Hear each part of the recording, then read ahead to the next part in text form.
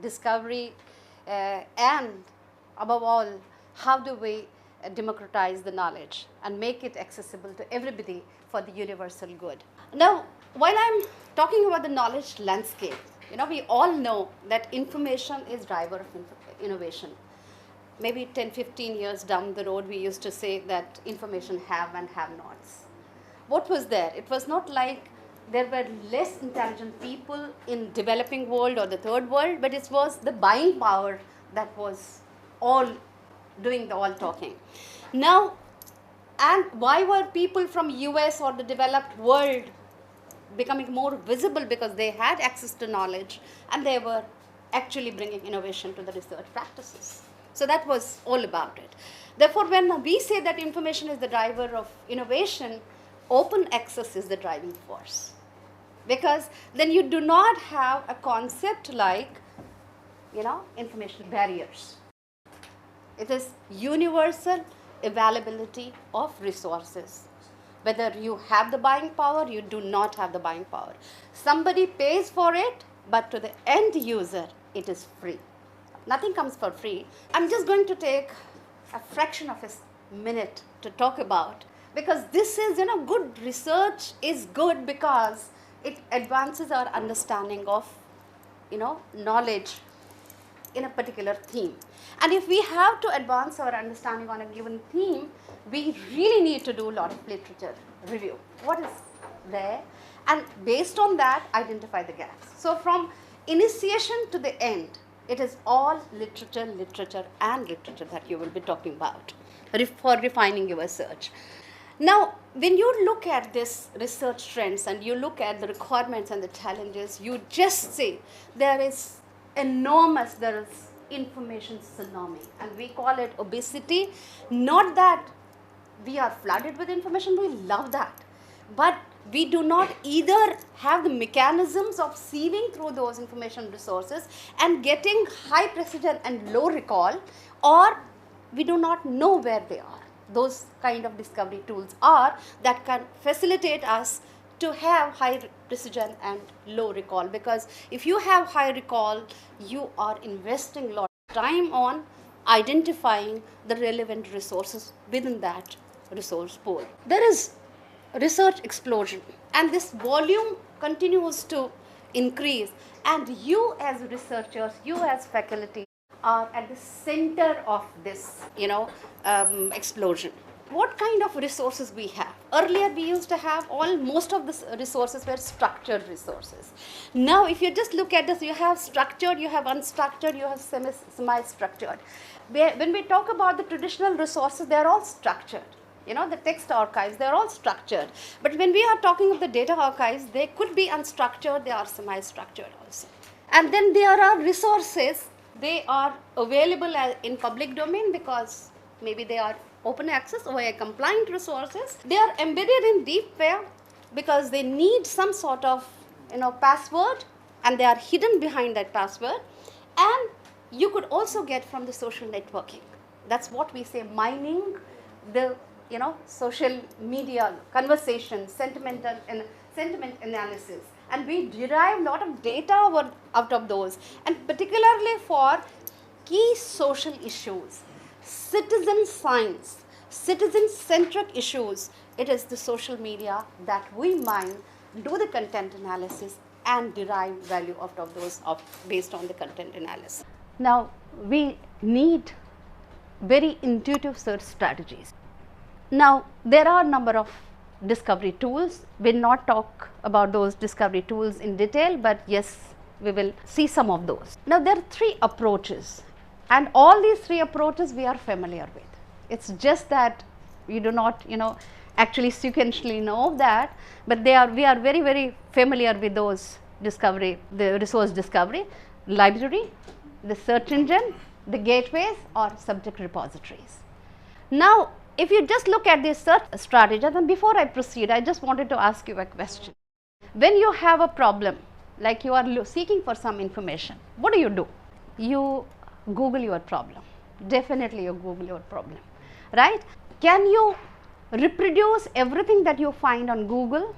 So that is a big question. There are 2 types of searches that we are familiar with. One is the syntactical and the another is semantical.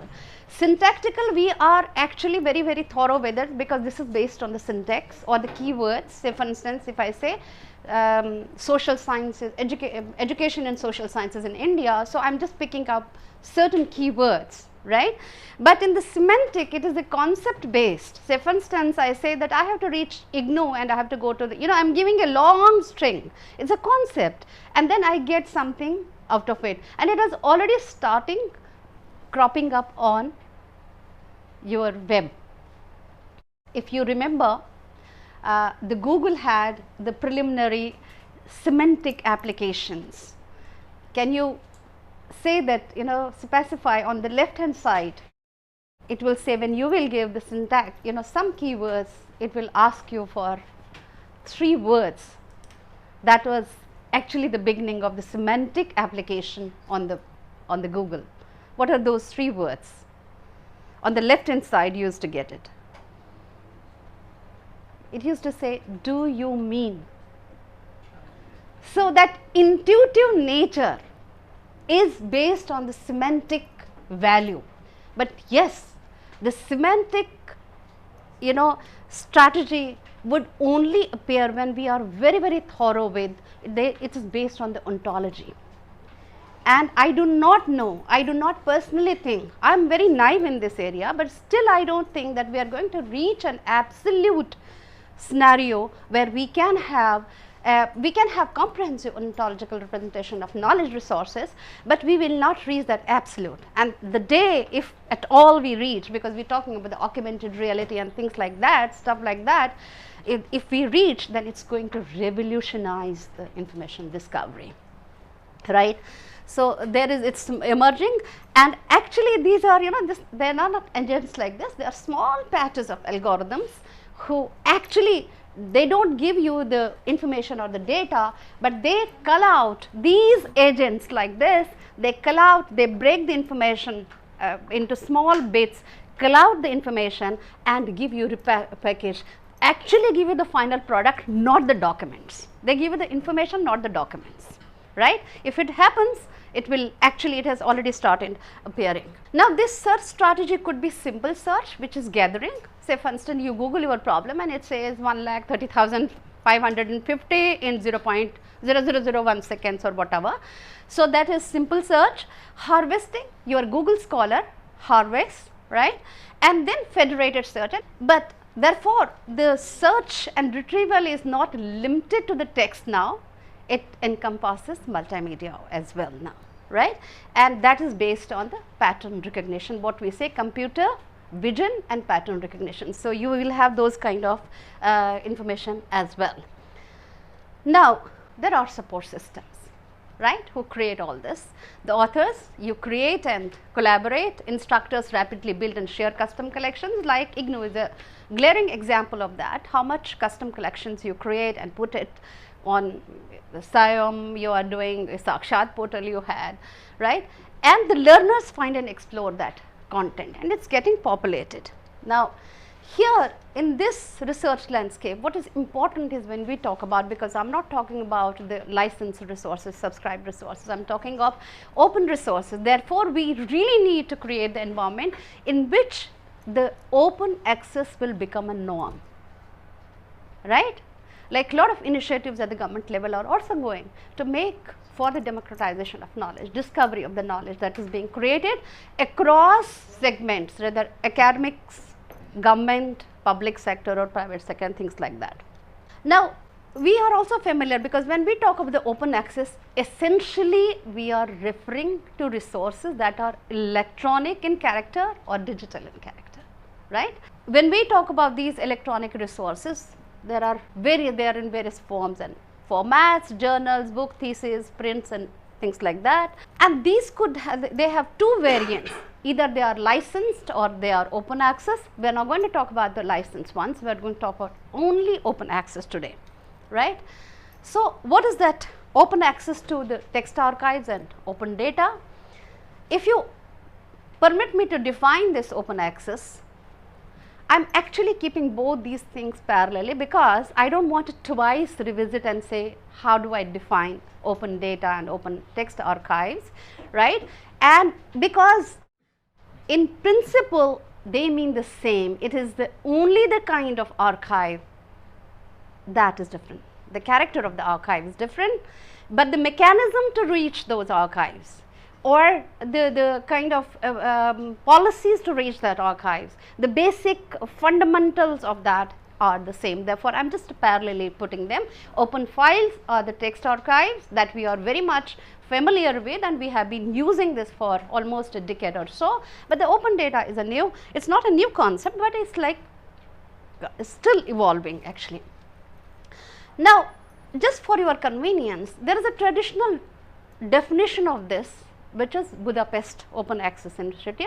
That is the traditional typical definition, because it all started with Budapest Open Access Initiative. Now, what is, if I have to pictorially explain this, open access is free or low barrier diffusion of scholarly research, right? There are two schools of thought initially. Of course, the third school of thought has also cropped up, the journal reform school, the self-archiving school, and other resources. Now, other type of resources have also started cropping up. When we talk about the journal reform school, we are essentially talking of the OA journals, open access journals. And some of you might be familiar with the open access journals are equally quality journals, rather more than the commercial journals. Say for instance, if you take case of the PLOS journals, Public Library of Science journals, they have higher impact than Cell Lancet, right? Lancet is supposed to be one of the best in the life sciences, but the PLOS biology has got higher impact than Lancet itself. Therefore, it talks volumes about this. And let me also tell you, half a dozen Nobel laureates initiated this PLOS public. It's not a library, it's basically the number of journals in applied life and basic and life sciences they have initiated. It's called Public Library of Science. They are all free, somebody pays. And let me also tell you, each author pays $1,500 to publish one piece of research, and for developing worlds, right, around $500. For least developing countries, possibly they are waived off. Somebody has to pay, because they have to sustain that model.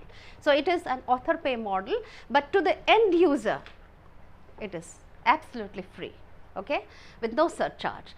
Similarly, when you talk of the archiving school, self-archiving school, it is like you are publishing in the commercial publications like Elsevier journals or Wiley journals or Springer journals, but you also put a copy of that, what you are submitting to these commercial journals, in your own institutional repository, okay. So, that actually populates the intellectual output of the institution. Say for instance, IGNOU, all faculty papers or researcher papers are put in the institutional repository. Now, if I have to define it in 3 words, it is legally open, immediate, full text, online access, limited or no copyright restrictions. And when I say no copyright restrictions, these are not the traditional copyright IPR issues. They are like CC license, Creative Commons license. So, when I say no or limited or no copyright restriction, it is not for use, it is for a subset of those licenses, whether you can commercialize. There are some licenses, they say, okay, we say CC BY, you can recreate, you can create a derivative, you can make money on somebody's intellectual output, you can sell it, you can distribute it, you will not be put behind the bars. That is CC BY. But if you say CC BY equal to, you say that don't create the derivative, but if you are writing something of your own, give attribution to this. Then there is CC BY dollar, CC BY equal to dollar, that is it, don't make money on my thing, you can use it. Now, when we talk about at the same time open data, this is also legally open, okay, and you will just see there isn't any difference between the two. You can use it, reuse it, redistribute it, commercial and non-commercial purposes, depending on, you have to give attribution. And most of the open access resources will, when you are using, you say give I should be cited like this. So you have to honor that, right, when you are citing that. Okay? And as I said, attribution by, attribution equal to, attribution $sign. So those will be depending on the usage license. Now this openness, why there is so much of kind of not hype, actually so much of momentum that this open access movement has, because it produces a transformative value for any institution that is creating those resources. And there are three pillars of this openness. One is open files and data, open license, and open collaboration. So I will go in the reverse direction, because I am not going to talk much about open collaboration and open license. I will talk about more on the open files and data. So I will go in the reverse direction, open collaboration.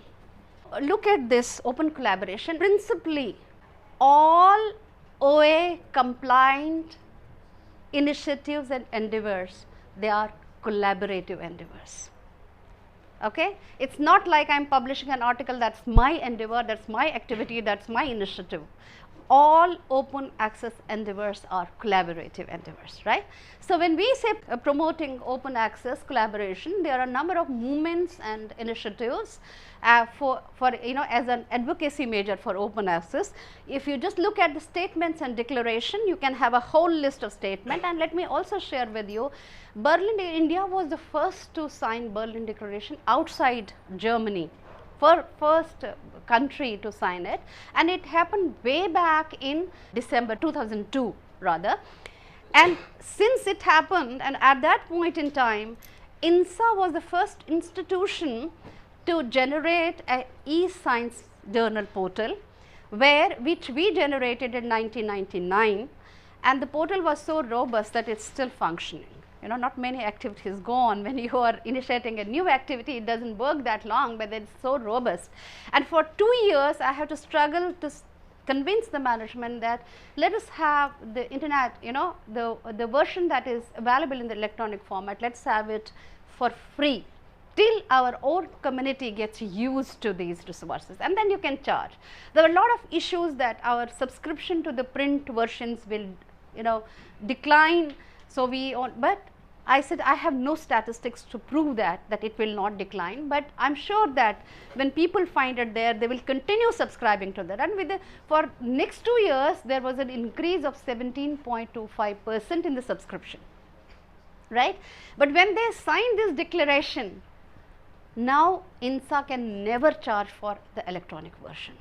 So it is free to the community. So they are not OAI compliant, but they are in public domain from 1935, and we took just 1.5 years to convert everything into electronic version and float it, dedicated to the nation. It was dedicated to the nation in December 2000 by Dr. Mashelkar. Now, there are a number of organizations who are supporting, and that is how it got such a boost. And if you just look at funding agencies are also supporting, and they are saying that the proposals or the research that you would generate through the funded projects should be put in the open access, either published in the open access journals or placed in the open access archives. Okay. There are open access policies. And India's policy, primarily we do not have a national policy, but we influenced DST and DBT. They have come out with the open access policy for their own, because DST has got number of institutions, DBT has number of institutions, and of course there are number of several international open access policies which are mandating to keep the research in the public domain. And I will just add a statement here why this open access movement took so much of, it was hyped, or it was like, it was a mass movement. It started in 2001 in what is it called, Budapest, where 1500 scientists met, and they said, when we generate, do this research, we are using public funds. The researchers in here we have CSIR, JRF, SRF and things like that. Similarly, in other countries they have the fellowships, or they are working faculty or working researchers, and they are using public funds.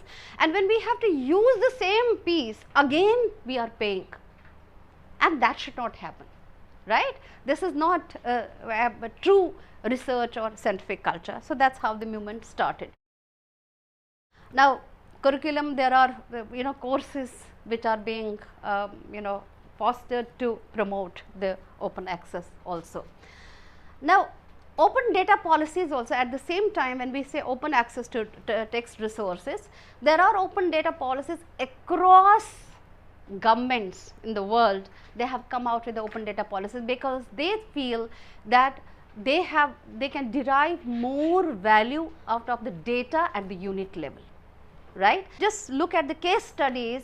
The case studies show that different kind of contours of issues, the case studies for application of the open data are there. Now, in India also we have the national data sharing policy, which came into vogue in July of 2012.